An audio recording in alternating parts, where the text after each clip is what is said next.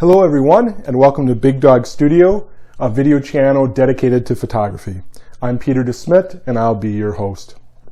For today, what we're going to have is my first impressions of an Intrepid Mark II 8x10 film camera, which just arrived yesterday. All right. I folded up the camera here, and let's move to the back. So you have the big main aluminum plate, and then bolted to that is a smaller tripod mounting plate. The plate is roughly 3 by 5 inches, and it's got two threaded holes, one for 3/16 or 3/8, I'm sorry, and one for 1/4 inch. So when I mount this camera, what I like to do is I have a 3/8 tripod screw here, a Gitzo, and I just screw it in until the threads disappear, okay, on the screw. And then I move to my tripod head here, which is a Gitzo Series 3 rational, low profile head. And I cut the back out of the slot, and you'll see why in a minute. So to mount the camera, I simply put that screw in the slot, lower it down, and tighten it up. It's very fast, it's very strong. You don't need a separate quick release plate or anything like that. Once your camera is mounted, right, you want to open it up, and you do that on each side. There are two knobs that lock the back, so on this side and this side. So you open those knobs and you just raise the back, and you can see right here there's a little notch in the upright, which will be when the back is at 90 degrees. So you move it up, clicks into that notch, tighten down the knobs on each side.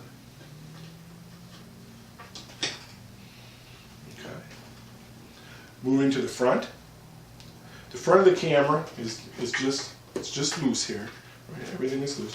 You pick it up, and on the focusing bed there are 5 threaded inserts, and you can pick which one relative to what kind of lens you're going to use. So if you're going to use a short lens, something like 180 millimeters or something like that, you'll use one of these back threaded inserts. If you're using a long lens, you'll move to the front. I'm going to put it in kind of like a 240 millimeter lens situation here. So this front standard has a bolt in the middle. You simply find the threaded insert that you want, tighten it down. Okay. Now there are 2 little marks on either side which help you line it up. Okay. Now there's 2 knobs on the front standard. This bigger one will control rise and fall, so I'm going to put that in a centered position, which is pretty easy to see right there. Tighten those down. The smaller ones lock down tilt, lens tilt.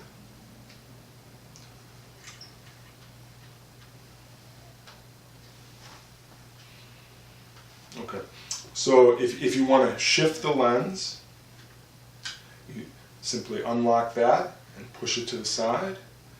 That same knob does front swing.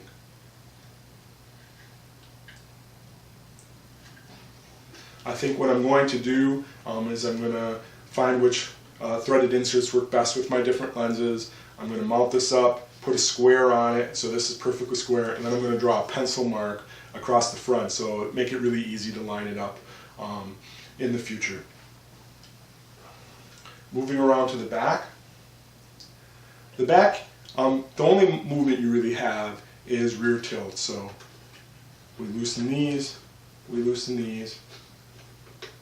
push this out of the notch, and you can do rear tilt. Back up. There we go.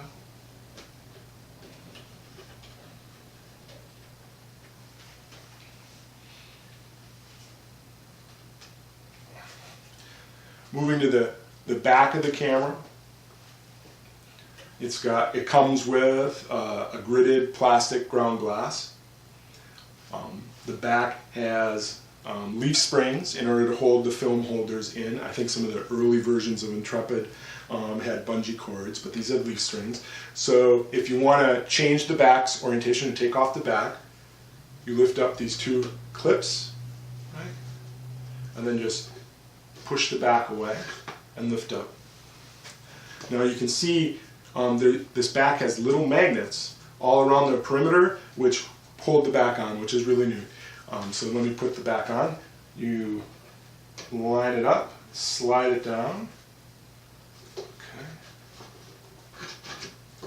There you go. And it just, the magnets grab it and snap it in place. These top latches are really just safety latches. They're not really holding it in. Okay, so do that again. We're going to switch to, we're in portrait mode right now. We're going to switch to horizontal. So just turn the back to the side. Slide it in, get it aligned. There we go. Clips right in, clips down. Let's talk about the bellows. So Intrepid makes their own bellows, and they give you a choice of colors, which is really nice. I picked blue, which I think looks nice. The construction quality seems to be pretty good. The bellows are a nice thickness. They're not too thick, which can make movements hard. The folds seem pretty good. They're maybe not as perfect as some of the really high quality older cameras were, like the Kodak cameras from the 30s. They're a little wavy here, but I don't really see that as being a functional problem at all. The bellows seem perfectly fine. Let me show you how to mount a lens. So here's a 355 lens on a Signer board. The boards are 5.5 inches square, roughly 140 millimeters, and they're not beveled on the bottom. You have Signer written here, and I usually put that at the bottom. Okay, so what you do is you take the bottom of the lens board, there's a little red dot, and you want to put the bottom edge in first. So always have two hands on your lens. Okay, so push down, that's square, lift up on this little tab, so the back goes in, and slide it down. And now it's mounted. Signer sized lens boards are a good choice for an 8x10 camera. They're big, so you can use big lenses. They're widely available on the used market. Signer makes them, of course, but Horseman uses the same size boards. They're a good quality board. But for field use, we often want to use lenses on smaller boards. We're using smaller lenses. We want them to pack smaller. So I bought an adapter on eBay that goes from Signer to Toyo Field. My 4x5 camera is a Toyo, so I can just swap between them. Other people have Technica size boards, which are roughly the same, which are smaller boards, and you can get an adapter like that. So this mounts just like a regular lens board. Okay, and there it is. And now we can use lenses on Toyo boards. Here's a lens on a Toyo Field board. It has a machined surface on the top for consistency, and it's beveled on the bottom to make it easier to attach to the camera. So let me mount that. And there you go.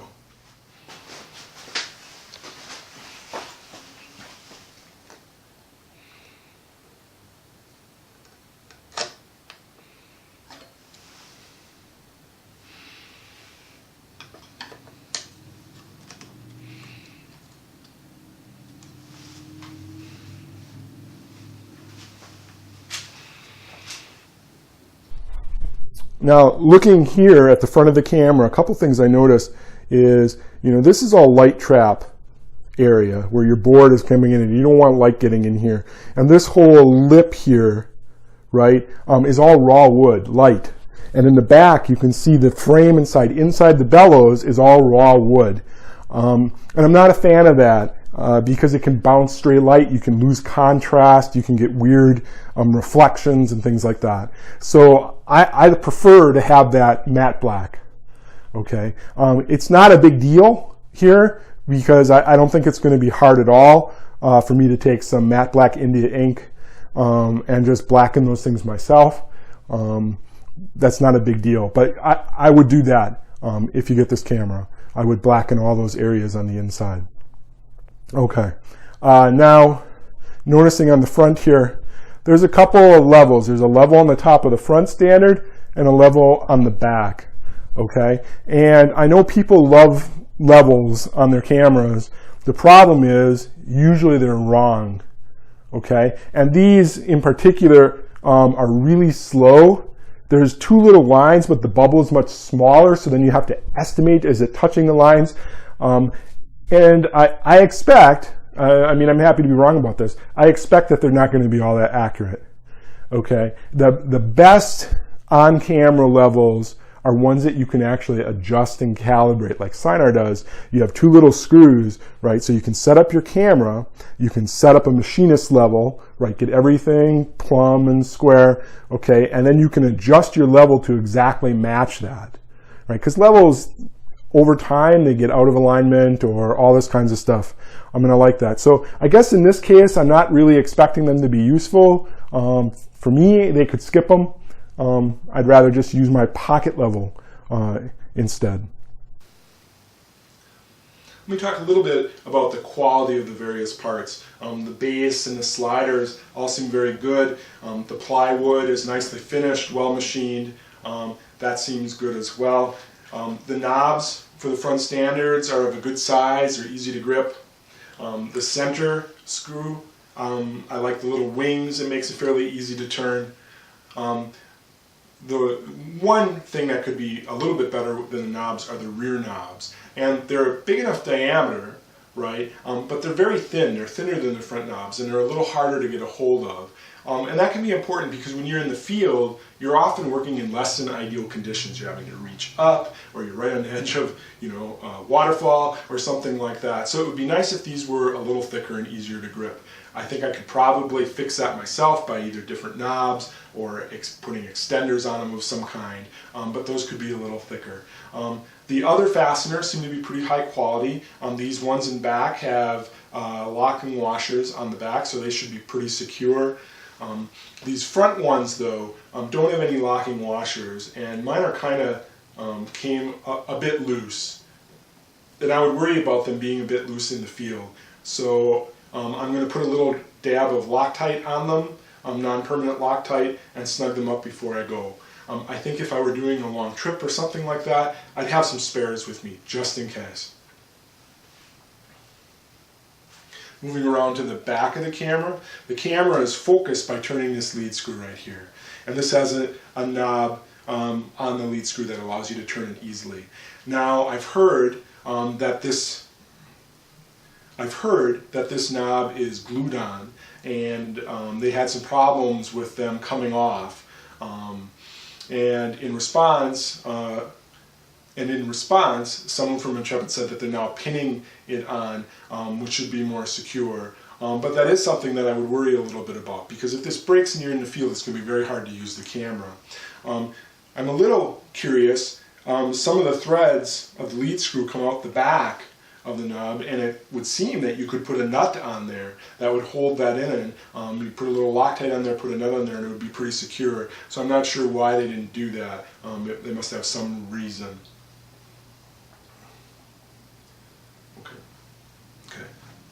This is an 8x10 film holder. It holds 2 sheets of 8x10 film, one on each side.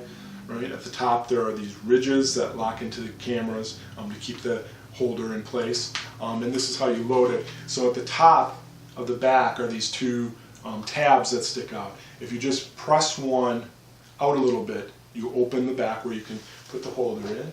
So I'm going to do that. So you go in and then you press down.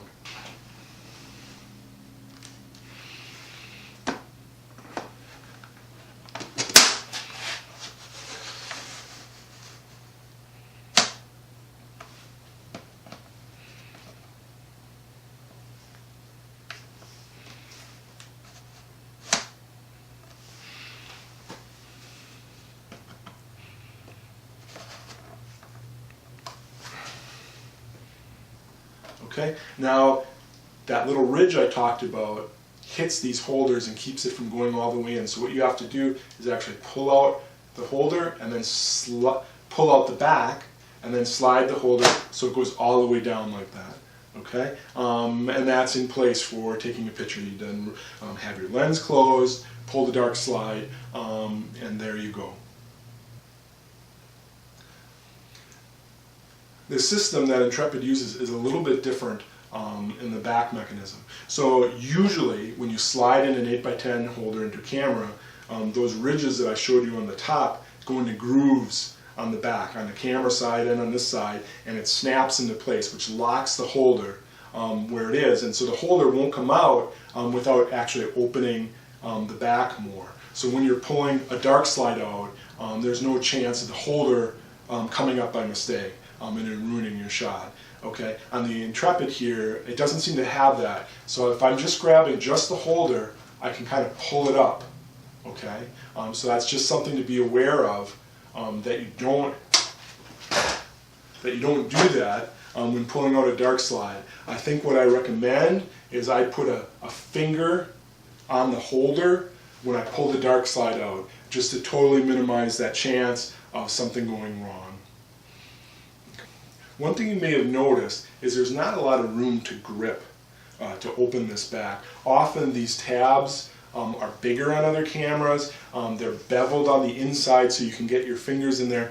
This is a little harder. So what I actually have to do to get the back out is I put my thumbs on the actual back frame and I take my index fingers and push the whole holder back and then pull up a little bit, which is a little different than you have to do on other cameras. I would like it if these were bigger and beveled, right? You also notice that when I'm just sliding this in, that ridge hits the top of the holders. Most other cameras, if that edge is beveled, it'll just, this back will ride over that ridge and go right down. Here's my Toyo field camera. So you notice right away that there's a lot of space removed behind these tabs for pulling back the spring back, so it's really easy to get your fingers in there. So let me insert a holder. Right? So there we go. Now I'm going to slide it down. And did you hear that click? So that's locked in there. You can't really pull it up. You have to actually open the back in order to get the holder out. Right? So you're not going to actually pull out the holder by accident when you're trying to pull out a slide. Let's talk about stability a bit. Alright, so I have everything is locked down. Alright, so if I tap the camera, it's not too bad. Okay, if I tap up here lightly, you see a little bit of tremor back and forth, which isn't unusual in a field camera. If I tap the back, there's a bit more of that fluttering going on, and it's just something you want to be aware of. You want to make sure that you wait just a few seconds after you put a film holder in or mount a lens or something like that. And just like any other field camera, the more you rack this out, the more susceptible you're going to be to vibrations. There's some things you can do to minimize that. Use a big tripod, make sure it's mounted sturdily, have a tripod head that fits underneath the plate well. You can use a bungee cord from the front to the back. There's different things you can do if you need to. Alright, okay, so I think the main reason for some of that flutter is that aluminum can be kind of springy, right? So you have the camera mounted in the middle and you have this flat plate going out to the sides, and it's kind of like a diving board, right? The farther you get away, right, the more movement you can get. Here you can see that there's a little bit of flex in that, and that's what leads to the wiggling back and forth. I think there's a couple of things that could be done, right? This could be made thicker, but that would make the camera heavier. Most of this distance here, and I think you're about 6 inches from where it's a plate to that corner, most of this is flat.